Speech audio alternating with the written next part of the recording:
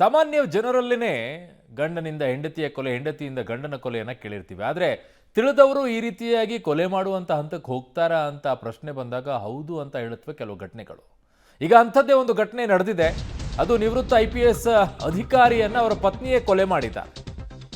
ಅದು ಓಂ ಪ್ರಕಾಶ್ 8 ರಿಂದ 10 ಬಾರಿ ಮನಸ್ಸೋ ಇಚ್ಛೆ ಚಾಕುವಿನಿಂದ ಚುಚ್ಚಿ ಕೊಲೆ ಮಾಡಿದ್ದಾರೆ ಅಂತಂದ್ರೆ ಅವ್ರಿಗೆ ಎಂತಹ ಆಕ್ರೋಶ ಇರಬೇಕು ಅಂತ. ಎದೆ, ಹೊಟ್ಟೆ ಹಾಗೂ ಕೈಗೆ ಹೇಗೆ ಬೇಕೋ ಹಾಗೆ ಚುಚ್ಚಿದ್ದಾರೆ. ಸುಮಾರು 15 ರಿಂದ 25 ನಿಮಿಷ ಒದ್ದಾಡಿ ಪ್ರಾಣವನ್ನ ಬಿಟ್ಟಿದ್ದಾರೆ ಓಂ ಪ್ರಕಾಶ್ ಅವರು ಅನ್ನೋದು. ಈ ವೇಳೆ ಪತಿಯ ನರಳಾಟ ನೋಡುತ್ತಾ ಪತ್ನಿ ಪಲ್ಲವಿ ನಿಂತಿರ್ತಾರೆ. ಕೃತ್ಯಕ್ಕೆ ಬಳಸಿದಂಥ ಚಾಕುವನ್ನ ಈಗ ಪೊಲೀಸರು ವಶಕ್ಕೆ ಪಡ್ಕೊಂಡಿದ್ದಾರೆ. ಪತ್ನಿಯಿಂದಲೇ ನಿವೃತ್ತ IPS ಓಂ ಪ್ರಕಾಶ್ ಅವರ ಭೀಕರ ಹತ್ಯೆಯಾಗಿರೋದು. 68 ವರ್ಷ ಅವರಿಗೆ. ಈ ಸಂದರ್ಭದಲ್ಲಿ ಅವರ ಪತ್ನಿ 60 ವರ್ಷ, ಅವರು ದಾಟಿ ಹೋಗಿದೆ. ಕೊಲೆ ಮಾಡುವಂಥ ಹಂತಕ್ಕೆ ಯಾಕೆ ಹೋದ್ರು ಅನ್ನುವಂಥ ಪ್ರಶ್ನೆ ನಿಮ್ಮಲ್ಲಿ ಸಹಜವಾಗಿ ಉದ್ಭವವಾಗುತ್ತೆ. ಗಂಡ ಹೆಂಡತಿ ಅಂದಮೇಲೆ ಜಗಳ ಇದ್ದಿದ್ದೆ. ಅದು ಯಾರಾದ್ರೇನು, ಹೈಯರ್ ಆಫೀಸರ್ಸ್ಗಳಾದ್ರೇನು, VVIPಗಳಾದ್ರೇನು, ರಾಜಕಾರಣಿಗಳನ್ನಾದ್ರೇನು, ಅವರಿಬ್ಬರು ಗಂಡ ಹೆಂಡ್ತಿನೇ. ಹೆಂಗಿದ್ರು ಗಂಡ ಹೆಂಡ್ತಿನೇ. ಅಲ್ಲೇನು VVIP ಗಂಡ ಹೆಂಡ್ತಿ ಅಂತ ಕರೆಯೋಕ್ಕಾಗತ್ತಾ? ಅವ್ರ ಮನೆಯಲ್ಲೂ ದೋಸ್ತು ತೂತೇರೆ ಇರುತ್ತೆ, ಪ್ಲೇನ್ ಅಂತೂ ಇರೋಕ್ಕಾಗೋದಿಲ್ಲ. ಅಲ್ಲೂ ಪರಿಸ್ಥಿತಿಗಳು ಏನೇನೋ ಆಗಿದೆ. ಅದು ಯಾವಾಗ ವಯಸ್ಸಲ್ಲಿರಬೇಕಾದ್ರೆ ಏನು ಕಿತ್ತಾಟಗಳಾಗಿಲ್ಲ. ಇಡೀ ವಯಸ್ಸಿನಲ್ಲಿ ಆಗ್ತಾ ಇರೋದು 60 ವರ್ಷದ ಮೇಲ್ಪಟ್ಟ ನಂತರ ಈಗ ಏನೋ ಸಮಸ್ಯೆಗಳಾಗಿದೆ ಅಂತೆ. ಮಾನಸಿಕವಾಗಿರುವಂಥ ಕಿರುಕುಳ, ಹಿಂಸೆ, ಈ ಥರ ಎಲ್ಲ ಮಾಡ್ತಾ ಇದ್ರಂತೆ. ಗನ್ ಹಿಡ್ಕೊಂಡೇ ಓಡಾಡ್ತಾ ಇದ್ರಂತೆ ಮನೆಯಲ್ಲಿ.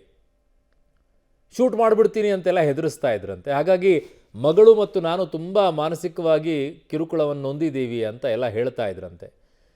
ಸೊ ಆ ಆಕ್ರೋಶವನ್ನು ಈಗ ಒಂದು ಸ್ವಲ್ಪ ದಿನಗಳ ಹಿಂದೆ ಅಷ್ಟೇ ಕಂಪ್ಲೇಂಟ್ ಕೂಡ ಕೊಡಕ್ಕೆ ಹೋಗಿದ್ರಂತೆ. ಮಧ್ಯಾಹ್ನ ಸುಮಾರು 4:30ವರೆಗೆ ನಮಗೆ ಮಾಹಿತಿ ಬಂದ ಮೇಲೆ ನಮ್ಮ 112 ಹೊಯ್ಸಳ ಇಲ್ಲಿ ಬಂದು ಅಟೆಂಡ್ ಮಾಡಿದ್ದಾರೆ. ನಂತರ ನಮಗೆ ಈ ವಿಷಯ ಬಗ್ಗೆ ಪೂರ್ತಿ ಗೊತ್ತಾಯಿತು.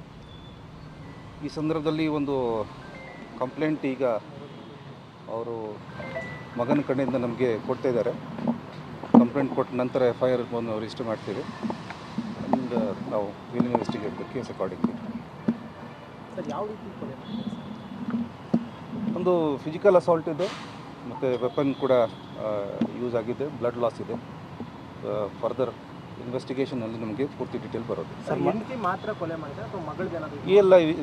ಈ ಎಲ್ಲ ವಿಷಯ ತಮಗೂ ಗೊತ್ತಿದೆ. ಈಗ ಈ ಸ್ಟೇಜ್ನಲ್ಲಿ FIR ಕೂಡ ಆಗಿಲ್ಲ, ಏನು FIR ಆಗಲಿಕ್ಕೆ ಪ್ರಕ್ರಿಯೆ ನಡೀತಾ ಇದೆ.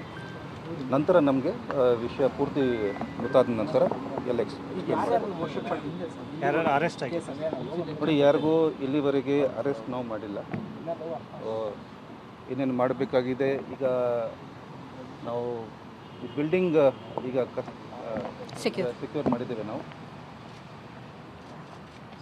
ಈಗ ನಮ್ಮ ಇನ್ವೆಸ್ಟಿಗೇಷನ್ ಶುರು ಮಾಡೋಕ್ಕಿಂತ ಮುಂಚೆ ನಮಗೆ ಪೋಸ್ಟ್ ಮಾರ್ಟಮ್ ಕೂಡ ಇಂಪಾರ್ಟೆಂಟ್ ಇದೆ. ನಮಗೆ ಪೋಸ್ಟ್ ಮಾರ್ಟಮ್ನಲ್ಲಿ ನಮಗೆ ಏನು ಇನ್ಫಾರ್ಮೇಷನ್ ಇನಿಷಿಯಲ್ ಬರುತ್ತೆ, ನಂತರ will be able to tell you some basic.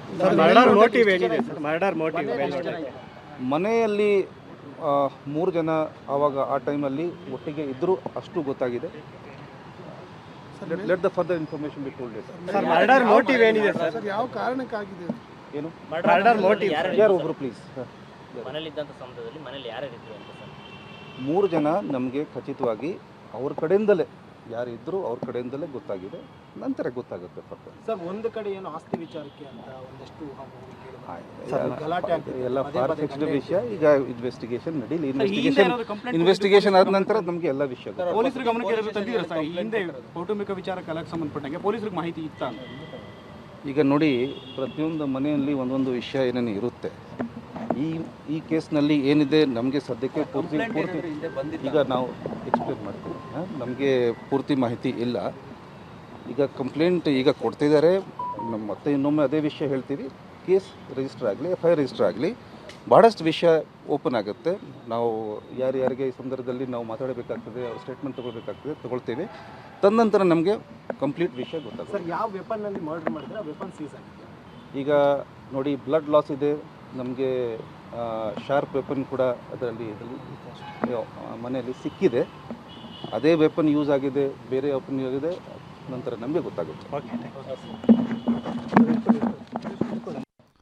Vikas Kumar ಅವರು ಹೆಚ್ಚುವರಿ ಪೊಲೀಸ್ ಆಯುಕ್ತರು ಅವರು ಹೇಳ್ತಾ ಇದ್ದಂಥದ್ದು ಅಲ್ಲಿ ನಮಗೆ 3 ಜನ ಇದ್ದರು ಅನ್ನೋದು ಅಷ್ಟೇ ತಿಳಿದು ಬಂದಿದೆ, ಅವರೇ ಹೇಳ್ಕೊಂಡಿದ್ದಾರೆ ಅಂತ ಹೇಳಿ. ಸೊ ಅದು ಯಾರು ಏನು ಅನ್ನೋದನ್ನು ಅವ್ರು ಹೇಳಿಲ್ಲ ಕ್ಲಿಯರ್ ಕಟ್ ಆಗಿ. ಆಮೇಲೆ ಯಾರನ್ನೂ ಕೂಡ ಈಗ ಸದ್ಯಕ್ಕೆ ಅರೆಸ್ಟ್ ಮಾಡಿಲ್ಲ ಅಂತ ಹೇಳಿದ್ದಾರೆ.